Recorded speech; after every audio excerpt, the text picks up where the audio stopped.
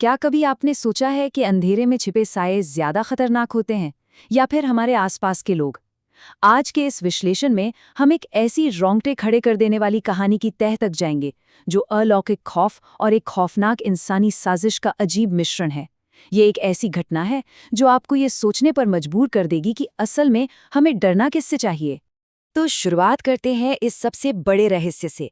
अंशिका शर्मा, एक ऐसी लड़की जिसका करियर आसमान छू रहा था, सब कुछ बिल्कुल परफेक्ट था। लेकिन फिर अचानक एक झटके में सब कुछ बिखर गया। उसकी सेहत, उसका सुकून और यहाँ तक कि उसकी होने वाली शादी भी खतरे में पड़ गई। एक खुशमिजाज और कामयाब इंसान अचानक एक खौफजदा और बेबस साए में कैसे बदल गया? जरा इस मंजर की कल्पना कीजिए। दिल्ली का एक आलीशान अपार्टमेंट जहां अंशिका 1 महीने से बिस्तर पर पड़ी है। वो चहकती हुई लड़की अब बिल्कुल पीली और बेजान सी हो चुकी थी। उसकी आंखें पूरी तरह धंस गई थीं, मानो शरीर का सारा खून ही सूख गया हो।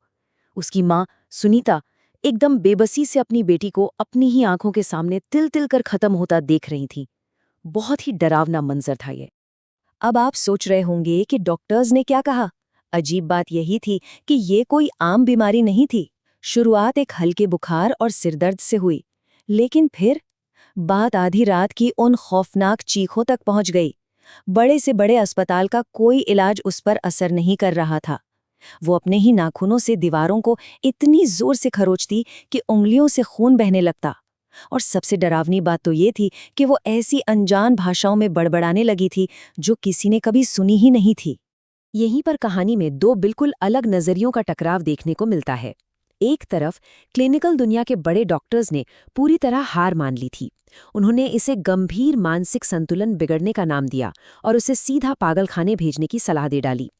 लेकिन गांव से आई उसकी बुजुर्ग बुआ कमला देवी ने कमरे में कदम रखते ही कुछ और ही महसूस किया। उन्हें उस भारी दम घोटू नकारात्मक ऊर्जा का तुरंत आभास हो गया। उन्होंने पल भर में पहचान लिया कि ये कोई बीमारी नहीं बल्कि एक खतरनाक अलौकिक साया है।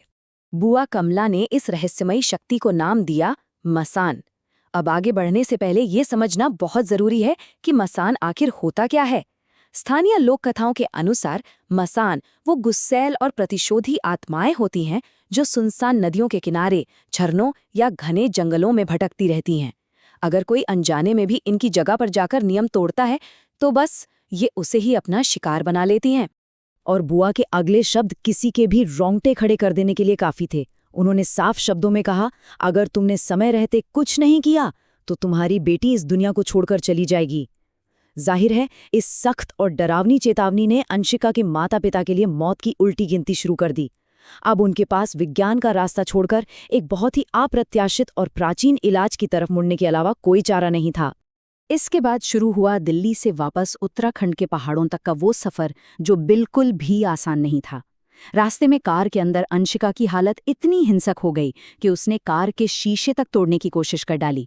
उसकी आंखें लाल थीं और वो एक अजीब सी डरावनी मुस्कान के साथ बार बार बस यही फुसफुसा रही थी कि वो साया उससे बेहद नाराज है और उसे अपने साथ ले जाकर ही मानेगा। जैसे तैसे वो लोग चमोली के उस मंदिर तक पहुंचे। ये जगह उन साफ सुथरे सफेद अस्पतालों से बिल्कुल अलग थी। यहाँ पहुंचते ही एक अजीब सा जमा देने वाला सन्नाटा था। हवा बहुत भारी महसूस हो रही थी। मंदिर की दीवारों पर अजीबोगरीब चिन्ह बने हुए थे और सबसे खौफनाक, चारों तरफ से सड़े हुए मांस की एक बहुत ही तेज, बर्दाश्त न होने वाली बदबू आ रही थी। माहौल पूरी तरह से काले जादू के रहस्य में डूबा हुआ था। मंदिर के बूढ़े बाबा ने अंशिका को देखते ही बिना एक पल गंवाए उस शक्ति को पहचान लिया। उनका ये कहना कि ये कोई साधारण प्रेत नहीं बल्कि एक अविवाहित पुरुष का मसान है, परिवार पर मंडरा रहे खतरे को कहीं ज्यादा बढ़ा देता है। सालों से भटक रहा एक गुस्सैल मसान, मतलब बादा तुरंत समझ गए थे कि ये सत्ता बेहद आक्रामक और खतरनाक है। चलिए अब देखते हैं कि ये सब कैसे एक रोंगटे खड़े कर देने वाले चरम बिंदु तक पहुंचता है। उस राक्षसी शक्ति से अंशिका की जान बचाने के लिए बाबा ने कुछ बेहद खतरनाक कदम उठाए। हवन कुंड के सामने शक्तिशाली मंत्र पढ़े गए। फिर उस मसान को शांत करने के लिए लाल कच्चा मांस और मदिरा अर्पित की गई। ये एक ऐसा खतरनाक सौदा था जो सीधे सीधे मौत से किया जा रहा था। लेकिन वो मसान इतनी आसानी से कहाँ मानने वाला था। अंशिका के शरीर का इस्तेमाल करते हुए उस साये ने बाबा की शुरुआती कोशिशों का खुलेआम मजाक उड़ाया। उसने एक बहुत ही भयानक हंसी के साथ कहा, तू मेरा कुछ नहीं बिगाड़ सकता, इस लड़की को मेरे साथ जाना ही होगा। ये आक्रामकता साफ दिखाती है कि वो शक्ति कितनी जिद्दी थी। काफी जद्दोजहद के बाद बरसों से भूखे उस मसान ने अंशिका के हाथों से उस कच्चे मांस को खौफनाक तरीके से चबा चबा कर खाया और आखिरकार उसने सौदे को स्वीकार कर लिया। अंशिका तुरंत बेहोश होकर गिर पड़ी। जब बाबा ने उस पर जल छिड़का और उसे होश आया तो वो बुरी तरह डरी हुई थी। लेकिन हाँ, अब वो मसान के उस खतरनाक चंगुल से पूरी तरह मुक्त हो चुकी थी। खैर, साया तो हट गया, उसकी जान बच गई। लेकिन इस बिंदु पर पहुंचने के बाद हम सबके मन में ये सवाल उठना लाजमी है, आखिर ये भयानक सिलसिला शुरू कैसे हुआ था? ऐसा क्या हुआ था उस ऑफिस ट्रिप के दौरान जिसने अंशिका को मौत के इतने करीब धकेल दिया था? यहीं से हमारा ये विश्लेषण एक गहरे और बेहद चौंकाने वाले रहस्य की तरफ मुड़ता है। घर लौटने के बाद अंशिका अपनी उन टूटी-फूटी यादों को जोड़ने की कोशिश करने लगी। उसे याद आने लगा वो ऑफिस ट्रिप, जब वो अपनी सहकर्मी, अपनी कलीग प्रेरणा के साथ उत्तराखंड गई थी। उसे याद आया कि कैसे प्रेरणा उसे अच्छी तस्वीरें खींचने का लालच देकर घने जंगलों में काफी गहराई तक ले गई थी। और फिर उसे वो धोखे का सटीक पल याद आया। प्रेरणा, कहाँ है तू? मजाक मत कर, हमें वापस भी जाना है। ये वो पल था जब अंशिका को एहसास हुआ कि उसे उस खतरनाक सुनसान जंगल में बिल्कुल अकेला छोड़ दिया गया है। और ये सब ठीक उस मसान के हमला करने से चंद पल पहले हुआ था। पहाड़ों के उस खौफनाक सन्नाटे से निकलकर कहानी वापस शहर के आम माहौल में लौटती है। अंशिका को अब सच जानना था। वो अपनी माँ के साथ सीधे प्रेरणा के घर पहुंच गई और फिर दोनों के बीच जो रोंगटे खड़े कर देने वाला आमना सामना हुआ, उसने इस पूरी कहानी के असली खलनायक के चेहरे से हमेशा के लिए निकाब उतार दिया।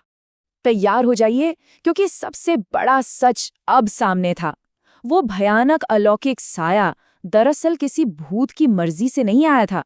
इसके पीछे थी एक बहुत ही मानवीय और घटिया सी ऑफिस की जलन। प्रेरणा ने कबूल किया कि वो अंशिका से नफरत करती थी क्योंकि बॉस हमेशा उसकी तारीफ करते थे। और दूसरी सबसे बड़ी वजह, अर्जुन नाम का एक लड़का जिसे प्रेरणा चाहती थी, उसने भी अंशिका को ही चुना था। प्रेरणा उत्तराखंड में पली बड़ी थी, इसलिए उसने मसान की लोक कथाओं के अपने बचपन के ज्ञान का इस्तेमाल करके इस पूरी साजिश को बड़ी ही चालाकी से रचा था। प्रेरणा का घमंड तो देखिए, उसने एक अजीब सी खौफनाक हंसी के साथ कहा, भूत प्रेत को कानून कभी नहीं मानता, आप चाहकर भी कुछ साबित नहीं कर सकती। प्रेरणा को पूरा यकीन था कि उसने एक अलौकिक हथियार का इस्तेमाल करके एक ऐसा परफेक्ट मर्डर प्लान किया था जिसे दुनिया का कोई भी कानून कभी पकड़ ही नहीं सकता। बात तो सच थी, भूत प्रेतों के लिए तो कोई कानून है नहीं, लेकिन अंशिका ने यहाँ एकदम स्मार्ट चाल चली। उसने एक बहुत ही असली और दुनियावी तरीके का इस्तेमाल किया। उसने प्रेरणा के इस पूरे कबूलनामे को गुपचुप तरीके से अपने फोन में रिकॉर्ड कर लिया था। इस सीक्रेट वॉइस रिकॉर्डिंग की वजह से जैसे ही उसने ये बॉस को सुनाया, प्रेरणा को तुरंत कंपनी से बाहर निकालकर फेंक दिया गया। तो इस पूरे खौफनाक सफर के बाद ये कहानी हमें बुराई के असली स्वरूप पर सवाल उठाने के लिए मजबूर कर देती है। वास्तव में ज्यादा खतरनाक कौन है, वो अलौकिक शक्तियां और जंगलों में भटकने वाले अदृश्य साए, या फिर इंसानी जलन और हमारे ठीक बगल में बैठे हमारे अपने सहकर्मी? कभी कभी असली राक्षस कोई भूत प्रेत नहीं, बल्कि हमारे आसपास इंसानी शक्ल में ही मौजूद होते हैं। जरा सोचिएगा इस बारे में। आज के इस विश्लेषण में हमारे साथ जुड़ने के लिए आपका बहुत बहुत शुक्रिया।